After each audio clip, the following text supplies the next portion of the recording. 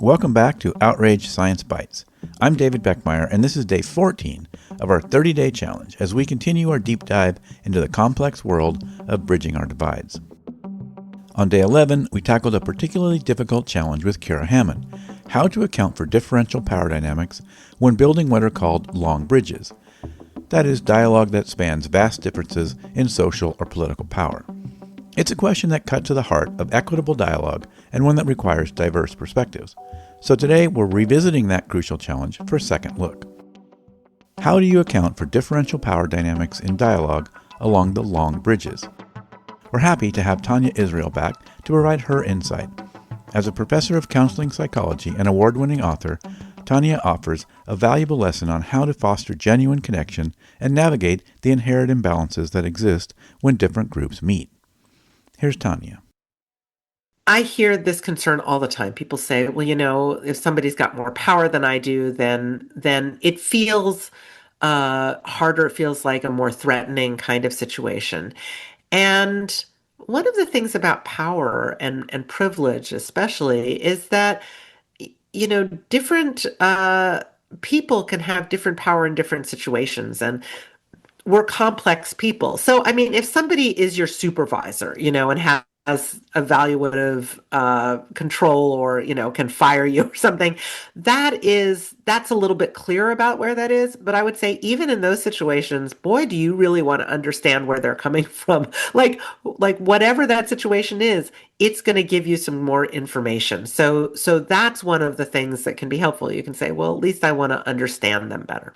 But often what I hear from people is not about that kind of power difference, but it's about privilege. Somebody will say, well, I'm a person of color, I'm talking to a white person, or I'm a woman talking to a man, and that there's differences in that. And privilege is really complex.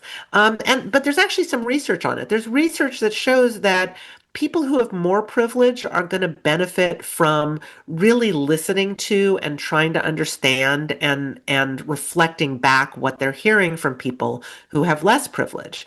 And people who have less privilege are going to benefit from, being very aware of what's going on internally and making choices about, is this where I really want to expend my energy right now? Or is this not, because I do this all the time and it gets exhausting?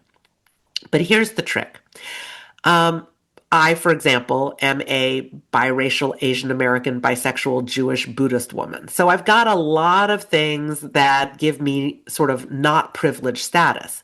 But I'm also a relatively light-skinned, currently able-bodied, US-born citizen who is cisgender and was raised with economic and educational advantages. So do I have privilege or do I not have privilege? And maybe it depends, who I'm talking to, but maybe it also depends what we're talking about. And maybe most of us have, maybe almost all or all of us have some kind of mix of privilege and not privilege. And in that case, maybe we all need to be checking in with ourselves. Is this where I want to expend my energy? Maybe we all need to be trying to understand somebody else and sharing about what we're hearing from them.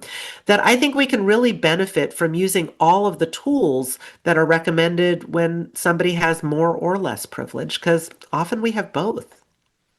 Well, yeah, absolutely. It's always complex. And I think another thing there is often we may assume that we're the one who doesn't, have the power in this dynamic and not realize the other person thinks we are because they're just perceiving different kinds of things being where the power sits, right? Might be Yeah. maybe we have a cultural power that we're not recognizing, even if they have kind of a political power or whatever, right? So I think sometimes we have to be aware that we may think we're the one who's on the low side of that power dynamic, but they think they are.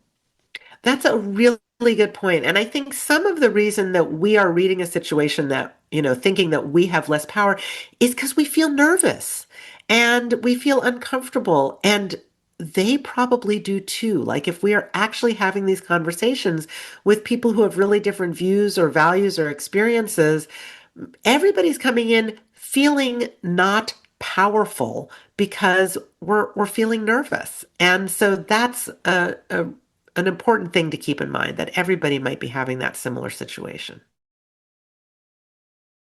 That's all for today's episode of Outrage Science Bites. Stay curious, and until next time, I'm David Beckmeyer. Thanks for listening. If you enjoy these Science Bites episodes, you may enjoy the long-form Outrage Overload podcast at outrageoverload.net.